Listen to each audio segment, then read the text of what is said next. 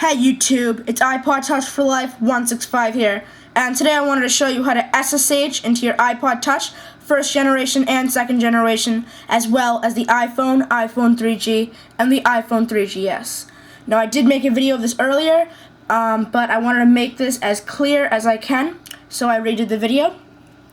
The first thing you need to have is an iPod Touch or iPhone that is jailbroken, and you need to open up Cydia, and we need to search for two things. So go into the search, and the first thing we need to search for is SSH, and we need to click on the first result we get, automatic SSH. Click on that, and you want to click install, but I already have it installed, so I'm going to cancel out. And the second thing you need to install and search for is SBSettings.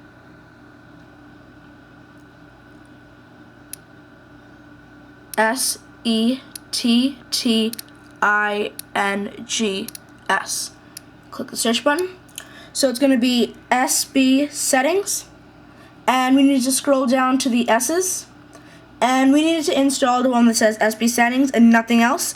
And if you're familiar with boss prefs, this is just basically an enhanced boss prefs. In fact, their motto is boss prefs plus steroids equals SBSettings. So we're just going to click on SBSettings, and we're going to install it again, but I already have it installed.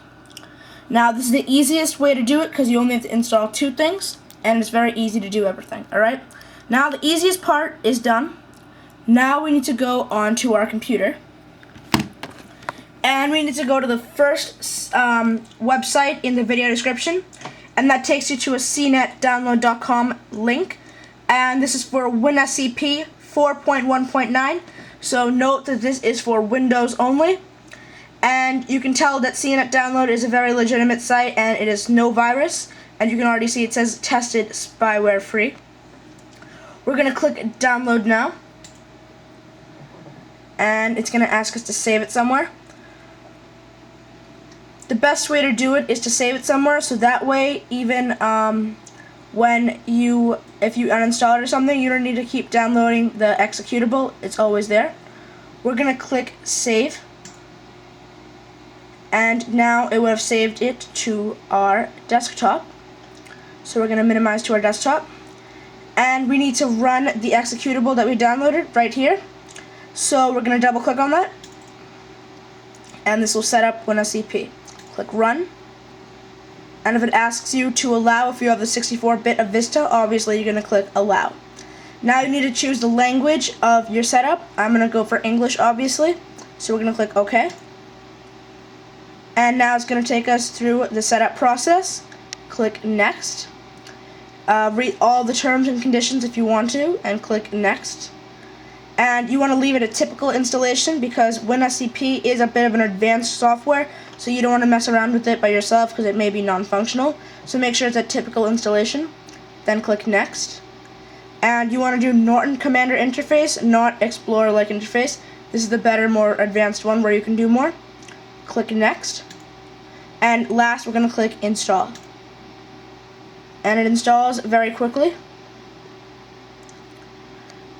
And you know it is done when you have the WinSCP icon. And when it is done, it'll ask you if you want to launch WinSCP right now. We're going to make sure that's checked off because we want to do it right now. And we want to click finish. And it's going to open up WinSCP for us. So this is WinSCP login screen. And there's three boxes that we need to fill out. The first one is host name. The second one is username. And the third one that we need to fill out is password. Now we need to go on to our iPod Touch, and we need to open up SBSettings. And the way to open up SBSettings is to slide your finger across the status bar, and it'll open up like that. Now you should have one that says Wi-Fi IP address because you will need to be connected to a wireless network. So once you're connected to a Wi-Fi network, you'll have this that says Wi-Fi IP address. If you don't have that, then just click the little refresh button right there. And it'll have a series of 4 numbers separated by periods, alright? And that is the set of digits and symbols that we need to put in the host name box, alright? So I'm going to type that in right now. And it's okay if I show this to you because there's nothing you can do with it. Alright, so just so you can see, it'll always start with 192.168 no matter what wireless network you're set on, and the next numbers will vary. Alright, now what you're going to do is in the username box, in all lowercase, we're going to type in ROOT. So root, and for password, again, in all lowercase, ALPINE. So it is encrypted, so you can't see that, but it's going to be alpine, ALPINE, again, all lowercase.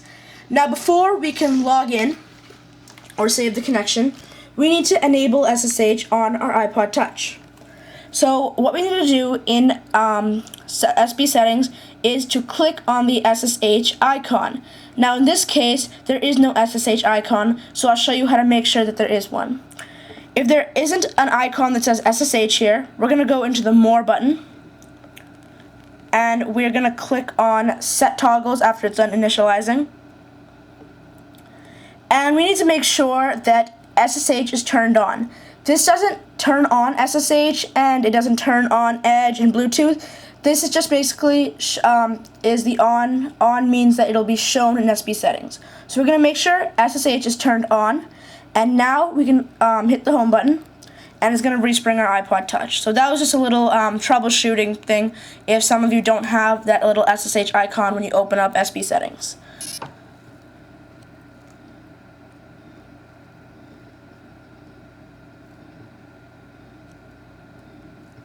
And when our iPod Touch is done respringing,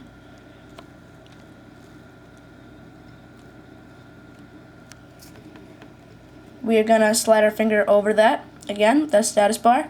And as you can see now, we have a new SSH icon. If it's red, that means that SSH is disabled. Just click on it to enable it, and it'll be highlighted in green. Now we can go onto our WinSCP, and we can click Save, so we don't have to enter this information in every time. So we're going to click Save, and we don't really want to name it, leave it at this name, so I'm just going to name it iPod Touch. You can name that whatever you want, and you can choose whether you want to save password or not. I'm going to leave it and make sure that save password is not checked off. And I'm going to click OK. And now to save, the connection is there, iPod Touch, and now you can click Login. And it'll say searching for host, connecting to host, and now it's going to ask me for my password since I did not have that checked off, so it's going to be lowercase ALPINE. And if you do want to change this password, there'll be a video in the video description on how to change Alpine to whatever you want. But for now, I'm going to click OK, and it will open up my iPod Touch in SSH. Now note, when you are first SSHing into your iPod Touch or iPhone, it may ask you if you want to add the key. Or something like that. Just click yes, or just click update, whichever one comes up. Okay, guys? So now I'm in my iPod Touch, SSH'd in, and I can view my entire iPod Touch file system. Alright, guys? So please subscribe, rate, and comment. Really appreciate that, and favorite this because this is a very useful tool, and I will see you guys later.